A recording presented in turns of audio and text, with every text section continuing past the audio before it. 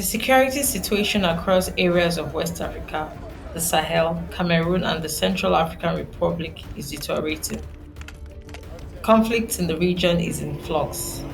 Armed groups are multiplying.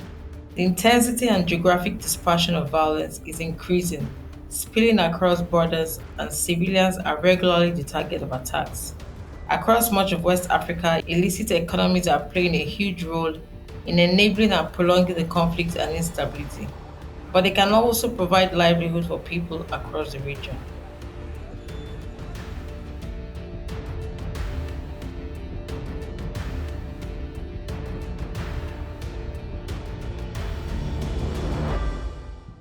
There has been no systematic attempt to map out illicit economies in West Africa, the Sahel, Cameroon, and the Central African Republic, and assess how they interact with conflict and instability until now. We have been taking a look at the key hubs of illicit economies across the region, identifying hotspots, transit points, and broader crime zones. And with the help of hundreds of civil society members, as well as local communities in West Africa, national government stakeholders, and international organisations, we have identified 280 illicit hubs. And we were particularly interested to understand how illicit economies in these hubs interact with conflict and instability. Now, it's key to note that not all illicit economies fuel conflict and instability, but it's important to understand which do. Our new tool, the Illicit Economies and Instability Monitor, classifies each hub according to the degree to which illicit economies in that hub act as vectors of instability. From arms trafficking and the illicit gold trade to the counterfeit medicines trafficking and the cocaine trade, there are many illicit economies embedded in rural areas, villages, towns, and cities across West Africa. In Jos, a central Nigerian city around 180 kilometers north of Abuja, the capital, violence linked to illicit economies has surged since 2021. Arms trafficking, cattle rustling, and kidnap for ransom are just three of the illicit economies that are flourishing.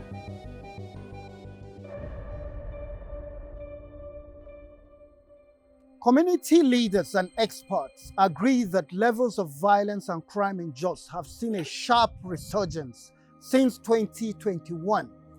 More than 7,000 people have been killed and at least 500,000 others have been displaced from their homes.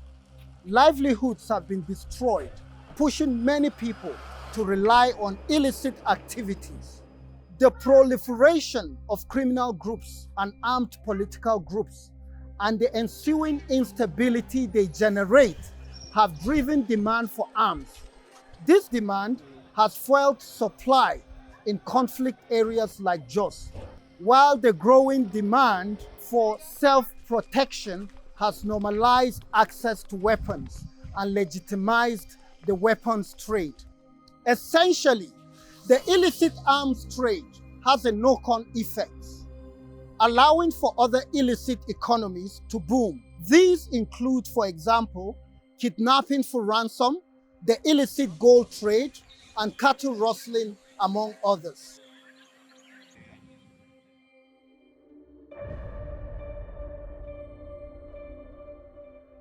À la suite du contexte de l'insécurité, de la violence et des conflits, le vol de bétail est devenu maintenant un phénomène criminel, une activité criminelle. Les divers acteurs armés se livrent à cette pratique pour se financer, pour s'approvisionner, pour rétribuer les combattants et aussi pour s'alimenter. Souvent, c'est tout un troupeau qui est enlevé. Si avant on parlait de 2, 3, aujourd'hui on parle de centaines. Le premier impact visible, c'est l'insécurité alimentaire. Parce que l'économie, la principale économie dans ces zones et pour ces communautés, c'est les cheptels. Et ces communautés vont dans les marchés hebdomadaires échanger pour vendre ces bétails pour pouvoir se ravitailler en aliments. Le deuxième impact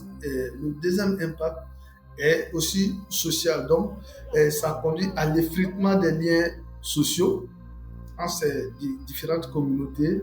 qui sont armés, les propriétaires, et se sont procurés des armes pour se défendre, pour protéger les bétails. Et cela a induit à plusieurs affrontements entre les groupes armés, entre eux, entre les groupes armés, les bandits et entre tout ceci et les propriétaires de bétail. If we look at the map, we can see how geography plays an important role in illicit economy and instability dynamics. The illicit hubs located inland are far more likely to have close links to violence and instability than those that exist on the coast. This is largely because of the geography of conflict. Swathes of Central Africa and the Sahel are heavily affected by conflict and violence, which feeds and is fed by illicit economies.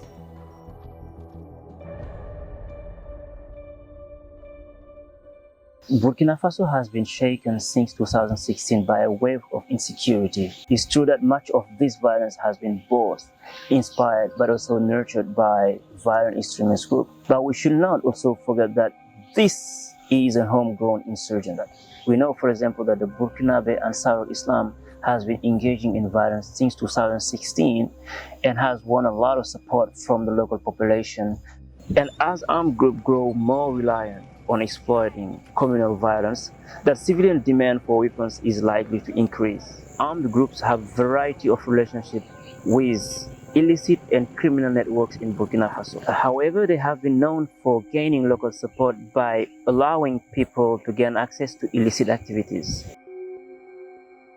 Although illicit hubs inland are more likely to be linked to conflict, we shouldn't ignore the illicit activities taking place in coastal regions. In fact, there are many major hubs of illicit economies in coastal West Africa. Transport infrastructure, such as airports and seaports, are key nodes in regional and global illicit economies.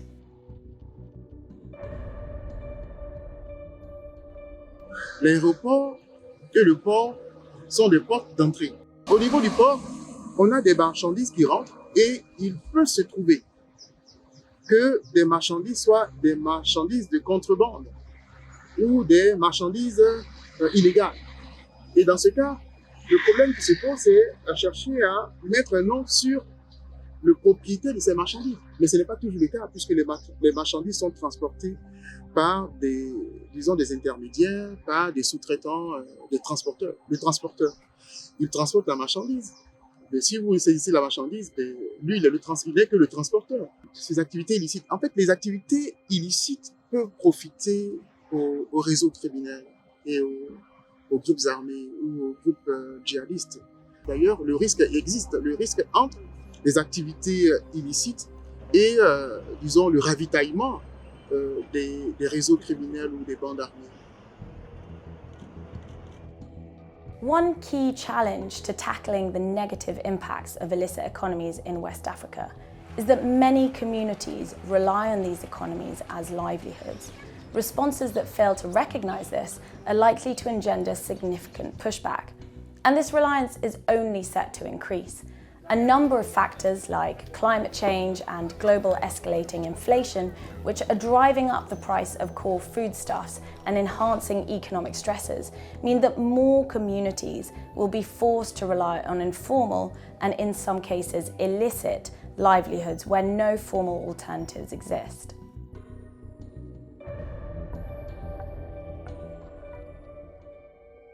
Formas de economia ilícita que estão operando na Guiné-Bissau e tráfico de droga, pesca ilegal e tráfico de madeira. É fatores também vão contribuir no branqueamento do capital e branqueamento do capital mangarbiata financiar atividade política e está contribuindo na instabilidade política própria e social de Guiné-Bissau. Tráfico de madeira na Guiné-Bissau está facilitado para o próprio agente de Estado. Eles que têm emitir licença de forma ilegal e sem controle para o próprio cidadão nacional. E cidadão nacional, para se vez, e também contratar cidadão estrangeiro que também faz aqui corte de maneira ilegal, depois e também acabar de vir traficar para vias de fronteira. As the security situation deteriorates across many areas in the region, the geography of conflict and of illicit economies is increasingly overlapping. Understanding how these dynamics interact is crucial to help build stability. Each country in the West African region is affected by illicit economies and conflict in different ways, which means each illicit hub is also unique. But neither is each illicit hub isolated. They are all interconnected. This is why understanding the role of illicit economies across the whole region, as well as in areas experiencing flares of instability and violence, is essential in order to craft appropriate responses.